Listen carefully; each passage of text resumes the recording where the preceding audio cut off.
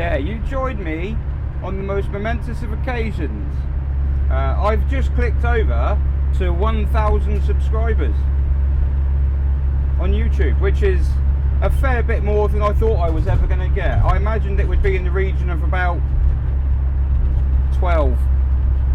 So to get over 1,000 and still counting, thanks largely in part to probably my escapades with Betty, which Ian has now revealed. But yeah, I mean, 1,000 subs is mad. So thanks. I mean, I'm at work at the moment. I'm going to go and do a job. I'm not really a YouTuber, but 1,000 is great. I mean, that's way more than I thought I'd get. I know people who've been doing this for years and not broken that. So, although perhaps questions need asking of you why you would find this interesting, I don't know. So I thought what I needed to do is to mark this most momentous of occasions with some kind of special test. And what I have in order to help me do that is one of these, a little Dragy box. This isn't a paid advert. This is no advertising. I'm not going to stop this halfway through and say Dragy is the such and such and such and such Skillshare and all that. No, I'm not going to do that.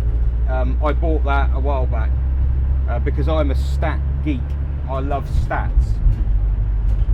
Hopefully you can hear this because the sound insulation in Dragy is below par. It's, to say the least, it's not amazing. So yeah, I have a Dragy app. Now the reason the Dragy app is a good little thing to have on your phone, and why you need the box to go with it, is it's basically a high power GPS antenna. Oh. And what that does is, I mean, it does what your phone does, where it just looks up and finds satellites. But that little box is its sole purpose is to look up and find satellites. That's all it does, and then tell the phone. So it's quite a powerful GPS antenna, and because it's quite powerful, far more powerful than you'd get in your phone, you can use it for timing because it's that accurate. I mean, I don't know how close it is, but I've used it a fair bit on other cars, and I've found that it's certainly seems to be on the money. But there's one vehicle I haven't used it on. Well, that's a lie. There are many vehicles I haven't used it on. But there's one vehicle in particular that I haven't used it on, which is the vehicle I'm sitting in now. Yes, Dragy. What I wanted to do as a kind of special to mark this most momentous of occasions is to see if Dragy can do 0 to 60 faster than its name.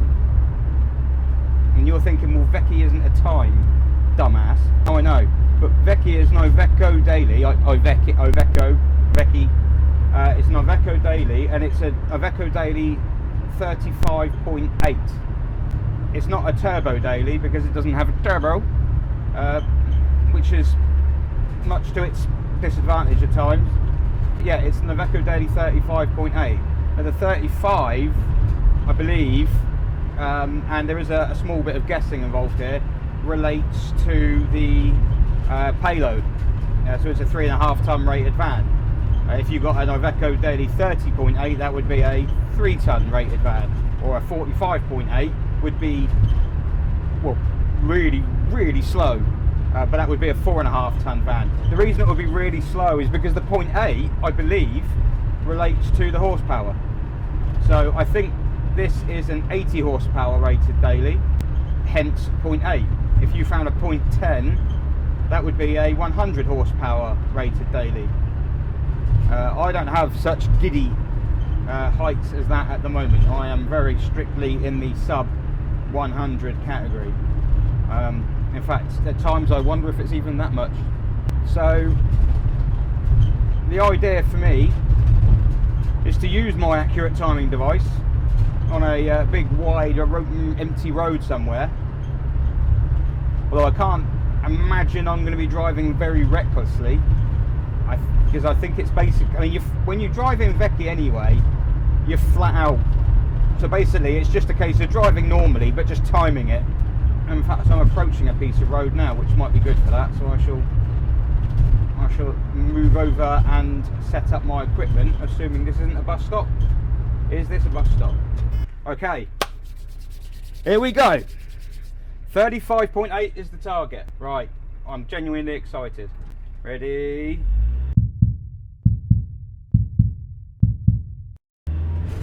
Oh, wheel spin! Oh, that's second gear. I have a rev shift light, which is the gear lever. It starts rattling when the revs get too high, like that. That is 30.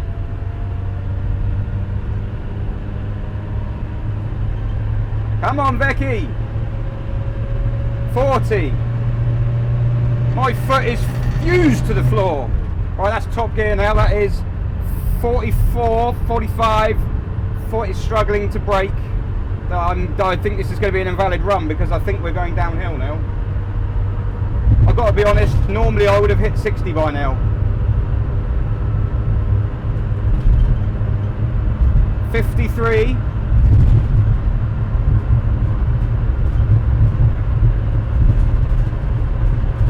57.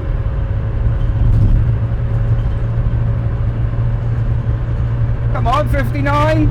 60. Oh, we're Caesar down. Whoa. Good girl. That was a bit of an ordeal. I don't know what the time was. I'd actually have to look at my phone for that, and it's down there. But there is a lay-by up here, so I shall use that.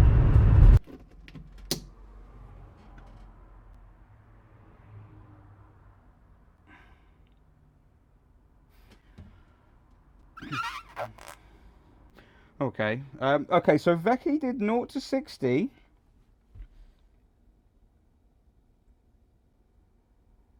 And this is slightly downhill as well.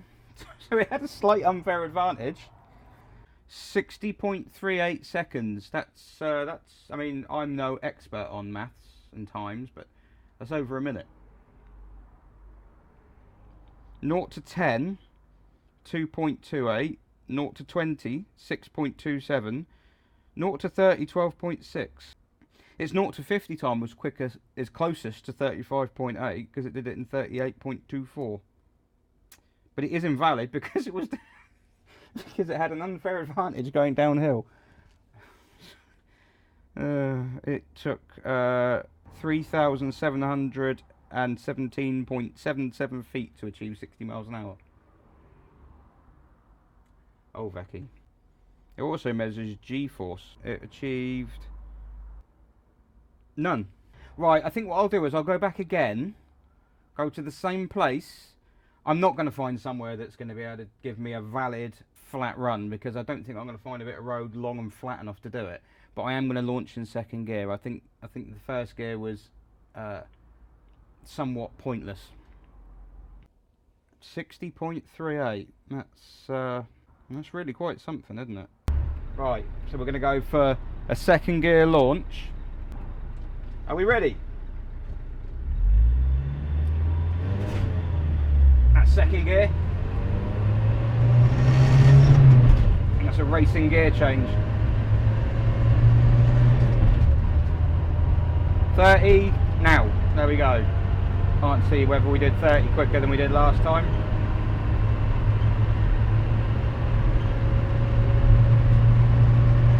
42.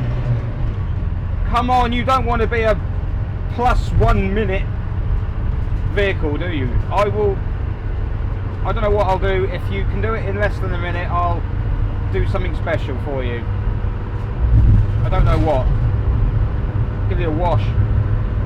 Oh, there's a Jaguar behind me. I'm holding him up. I'm doing 54.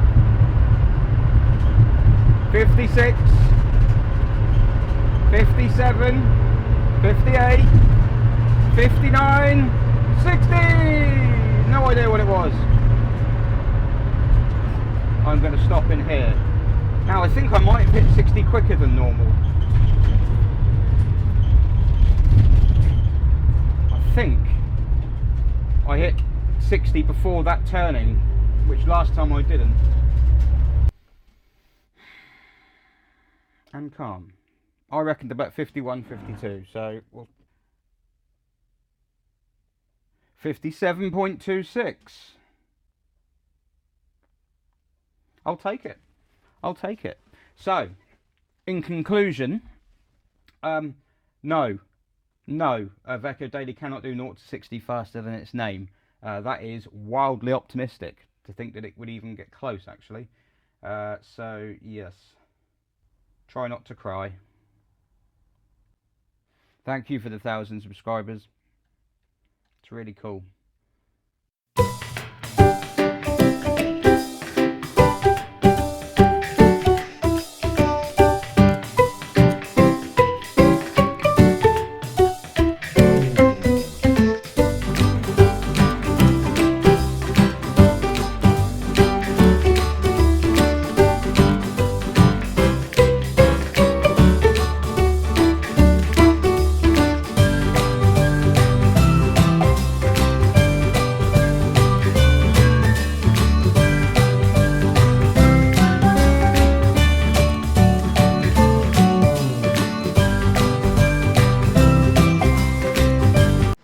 Greetings from Dorset. No, look. Wow, exotic. I filmed the video, well, bits of a video this morning before I came up here in it to get some bits for work. You can see a little bit of one there. It's the end of a TVR chassis. So did some tests, but yeah, on the way home, Becky has had a malfunction, an exhaust malfunction. And it's basically, it means that there's a lot more noise but no more power, so something has blown. I don't know if you'll be able to hear it. I don't actually know what I'm looking for yet. I was going up a hill on the A31 and I was flat out, and then there's a lot of sensors, there's a lot of bit of a sensor overload anyway with all the noises going on and vibrations and everything like that you get in this, and then suddenly there was a lot more. So yeah, let's have a look. Right. Yeah. I think there's a blow in it.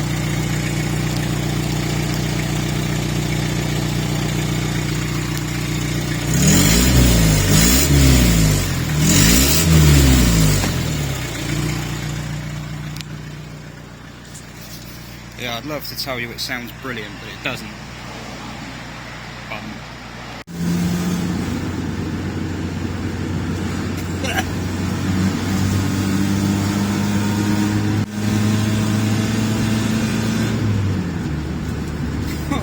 Oh no!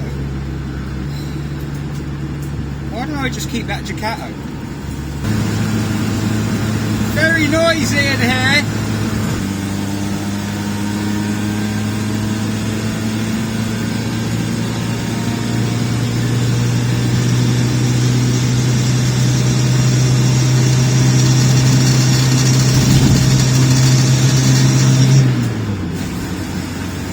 There's traffic. Do you know, I'm actually kind of half happy to see traffic.